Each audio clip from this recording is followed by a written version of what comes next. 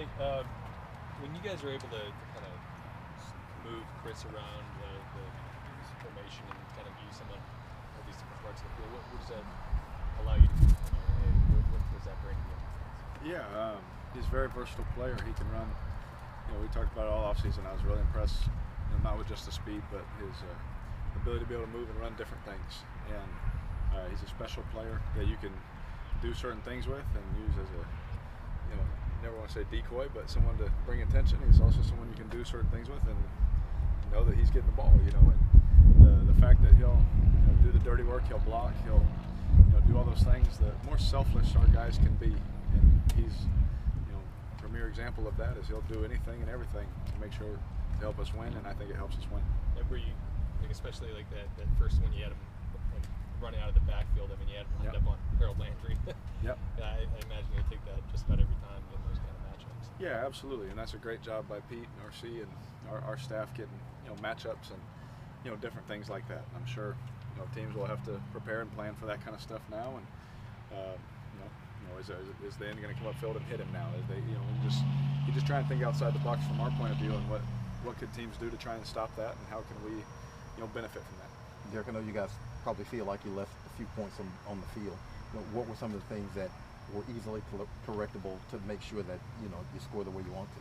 Yeah, most of the time the more you get to know me too, it may get frustrating, but I keep most of it in house. That we know certain things, and I can tell you that there were things that we talked about. I always talk about myself. There's a couple plays there where I left points on the field, and we talked about it after the game. And I think it's just getting the decision making, the timing, all those things that each position has to make as offense. All 11 guys have to do the right thing for a play to work. And on defense, typically if you have a good pass rush and someone, it can work out. So us as an offense, I think executing at such a high level is going to take all 11 guys doing the right thing every single time, and I think that'll help us, with scoring touchdowns and things like that. I know protection is often a combined effort with the offensive line and the quarterback. What did y'all talk about after the game and looking ahead to Carolina? Yeah, we know going into this game, they have a great rush. They have guys that can perform inside, on both edges, everywhere. The blitzes. They got great scheme, great defense coordinator, and we know the problems it presents to us, and hopefully a lot of it was first half stuff, and we were able to come back in the second half and do some things well and do some things right, but there's still things that, again, in house that we know we want to clean up and do certain things, and I'll always be hard on myself. Could I have gotten that out? Could I have stepped this way and done this, and all that kind of stuff too. Does it help at all having gone up against their DC's defense a couple times last year? So he came over from Denver. Yeah. It helps, but also he has, different players. He can put them in different spots. A lot of these guys that come from, that tree, have different multiple things that they can do to cause problems in the run game. They have different things they can do to cause problems, in the pass game and your protection plan, keeping your back in and things like that. They do a great job. And so, yeah, there's some similarities. Yeah, there's some carryover. But every game I ever play, yes, there's similarities. But even if you play them, it's always chess moves. Always those things. So, hopefully, your rules take care of a lot of things, and your preparation and your experience can help as well with some of that stuff. Derek, what allowed you to have as much kind of faith and confidence in Rashid as you had after kind of being robbed of some time to work with him this offseason? Yeah, I think just the times that he was out there, he proved over and over again the kind of competitor that he is. Obviously the talent, we all see the talent, but the kind of competitor and the guy that when the game is on the line, or you need someone to make a play, you trust guys that are tough, you trust guys that are selfless. They'll do whatever it takes for the team. If we asked Rashid right there to come in and nudge the defensive end, and let Chris go run that ball, he would have done it with everything in it, And when you have guys like that, that's going to help us win, And it just, guys making that decision, what's important to you, and he shows every day that winning is important to him, and you can just feel that off of him. I've been around guys like that where we've had a lot of name guys, and then it's that one guy that you haven't heard too much about that always would make that play. It's just because he showed time and time after again that he was a team guy and that he wanted to make that play, and he'd do whatever the coach asked him, whatever the quarterback asked him.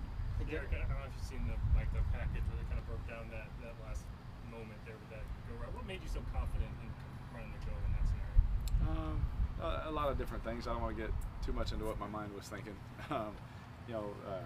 Scenario.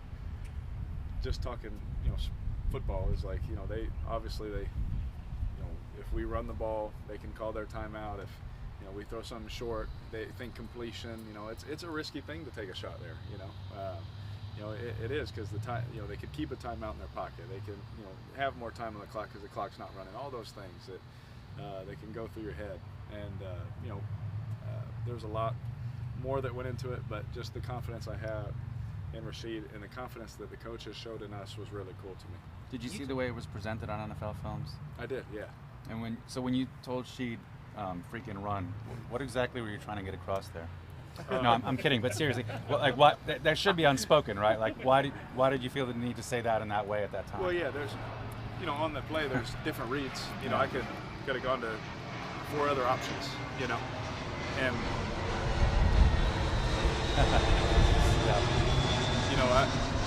past receivers that I've played with have always laughed at me, because there's times where I'll look at them and go, run, I need you. And sometimes it is just to get a clear out, but I want them to think they're getting the ball so it looks real. And so I do say those things sometimes, but I do it to, hey, I need you here, and you may not get it, right? If they end up covering it or they end up doubling, like, I'm not throwing it, I'm going to go to the next read, but I just wanted to alert him that, and he's not a guy that I need to alert to run, because that's what he does, but I just wanted to make sure that he knew that this could be his moment. Hey, Derek, I know Frank spoke really glowingly about you yesterday. I think you met with them in the offseason, and there was a time when they before they considered trading up a bit, that you met with them as a free agent. Just maybe things work out how they're supposed to, but just how did that go, and how maybe real was he becoming a Carolina Panther and possibly playing for him? Yeah, well, I didn't take any meeting with anybody that I didn't think was real, and again, I was gaining all of my information, they were gaining all of theirs, just like everyone that I met with was, and it was very, very real. Coach Wright knows how I feel about him. And I know how he feels about me, and the feelings are mutual, and the respect is there, and all those things, and it's great. And they make business decisions. I have to make a business decision, and there's so many moving parts, while other teams are trying to make moving part business decisions. So there was a lot that went into it. Maybe we talk about it sometime, but yeah, it was a real possibility. Absolutely. Just the way things worked out, ended up being here, and this is where my wife and I decided to be and wanted to be. Derek, how much do you look forward to these Monday night games? I love them. I mean, you grow up as a kid. I mean, I know it is my 10th year, but I still think of when I was a kid, like some of the first Monday night football games I would watch. Even as I got older, watching Michael Vick. I remember them putting that line down on the field. And he's running around. I'm jumping on my couch thinking I'm Michael Vick. I never ran a 4.3, but I like to pretend that I could. I just remember watching Dion. Returning punts, interceptions. All these things. I mean, you have so many memories, like someday, like, man, I just want to be out there, and then the fact that you get to do it, you never want to, I don't want to say it like lose anything, because it's still Monday night, but as the years go on, if you're just so focused on everything else, you forget how cool it is that you get to do that, and so for me, every chance I get to play on a primetime game, I always take a second to go, this is some of the stuff I dreamed of as a kid. This is pretty cool, and so you always want to prepare your best, make sure you put your best foot forward. You talked about playing against Peyton when you were young. I guess him giving you words of advice and such. Do you tell Bryce anything before, after maybe not before, but after the game, or kind of just, young player that just got into this league? There's a couple young guys that I helped throughout the league, and if they want to talk about it, they can talk about it. Bryce is another new guy that I think the world of. I think he's gonna be great. If he ever wanted help, obviously I would obviously help him. Not too much, while we're rivals and things like that, but. There are a few quarterbacks in the league, young guys that have reached out at different times in their careers that I've talked to, and just similar situations, scenarios, advice, whatever. I'm an open book to anybody, and so. But when we're competing against each other, we're still trying to beat them. How many games did you just catch of him in Alabama and just got to watch? Did you get to see a couple of them, just kind of have the initial impression of him? Yeah, because they're always at the end of the year. Alabama's always winning. So you get to watch those games. So. You just love, what I love is watching his teammates and how they feel about it, how they rallied around it. Very accurate. If you're never not the first pick for a reason. Like he obviously has all the talent in the world, He's going to continue to grow. He's going to be a heck of a player. I can't wait to watch that maturation process and all those things and have our battles and stuff like that. But I think the world of him, and I wish him the best, except when he plays us. This is our first time around you. I'm sure you saw a lot of people talking about like bulking up, including your brothers. Was that done like with a purpose in mind, like to help your game in somewhere? Yeah, I got a 4-year-old little boy that likes to test me, so I know he's going to be 18 someday. No. No, I mean, this off season, I had a couple weeks extra of free time, and so all I did was work out this off season. I was running a lot, I was working out a lot, just making sure that if I got an opportunity somewhere else, I was ready.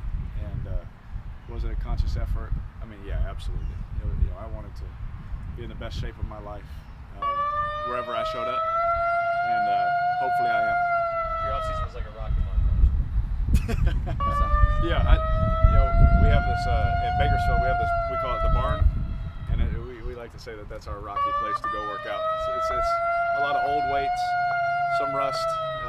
You gotta get a shot or two if you go work out there and get a cut.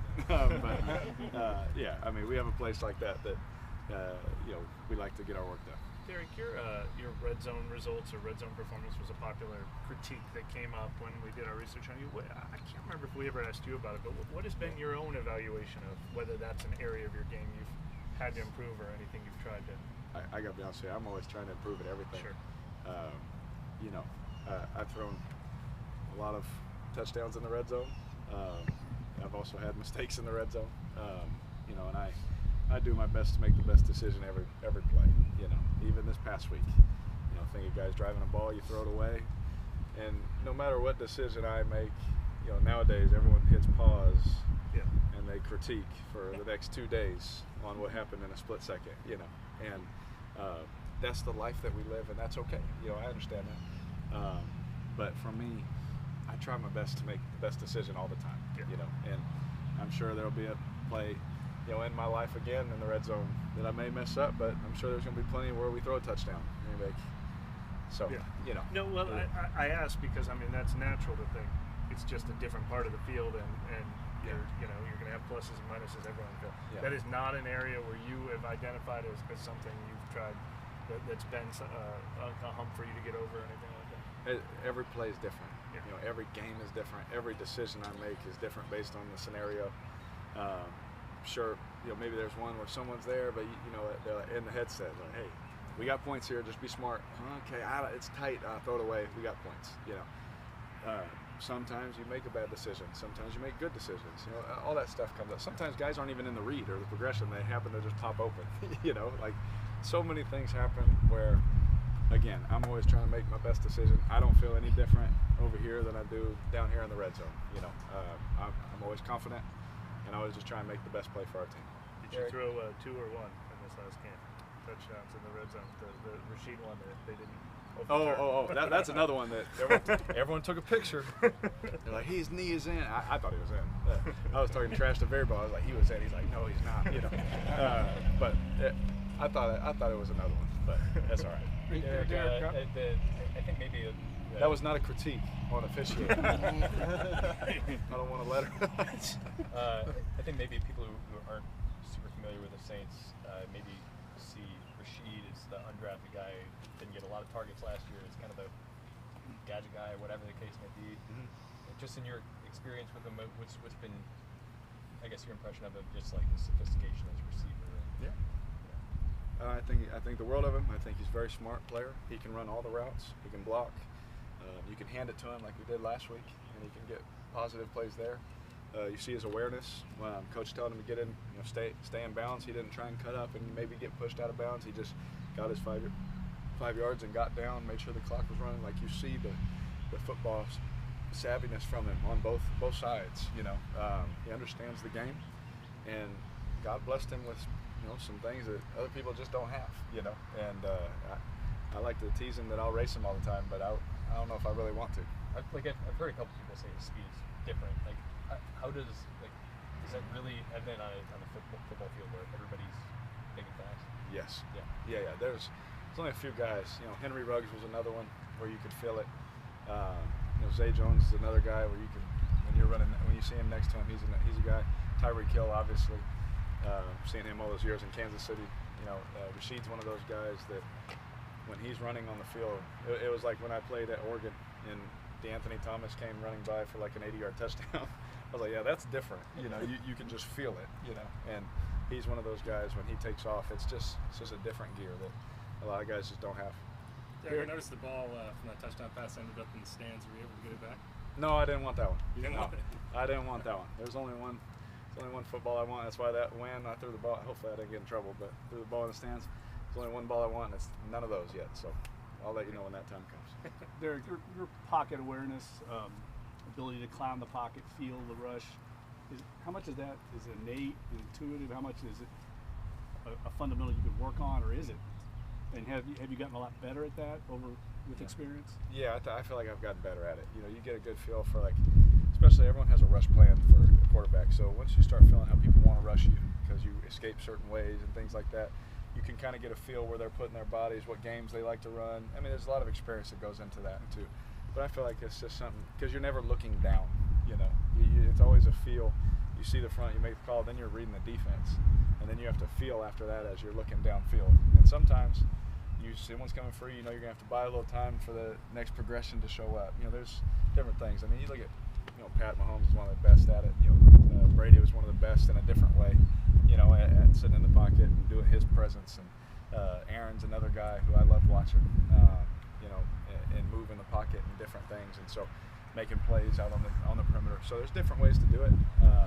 And for me, it's something I worked hard at. I used to just be a statue. I'd just stand there, I'm just shooting.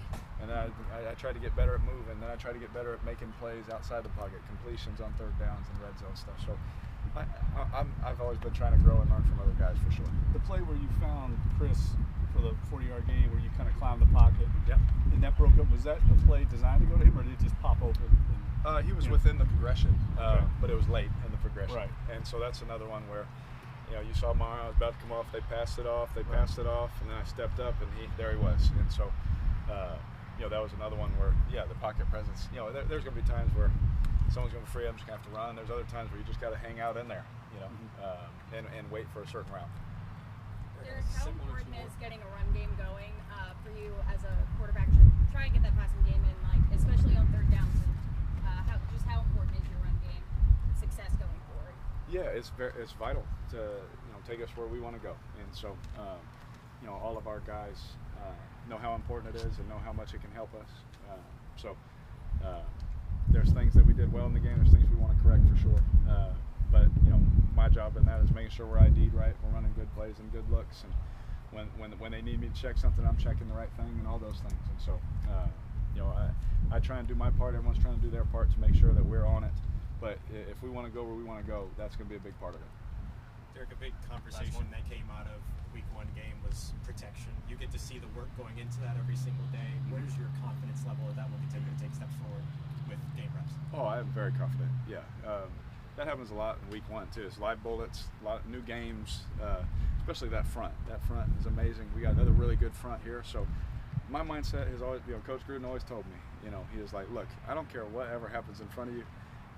Relatively, you just try and find a way, your best way to try and move the ball down the field. And sometimes he would help me. Sometimes I understand there's nothing you can do, but just keep that mindset and that mentality that you're always going to try and move the ball no matter what happens. But my mindset, no matter what, if I get hit, don't get hit, whatever, I'm just playing football, and I'm always just trying to move the ball. And I try and keep that mindset to where I don't even care. It's going great. It's not. That's okay, but my confidence level is always high in our guys, especially with the talent we have in that room and the things I've seen them do all offseason. Yeah, thanks guys.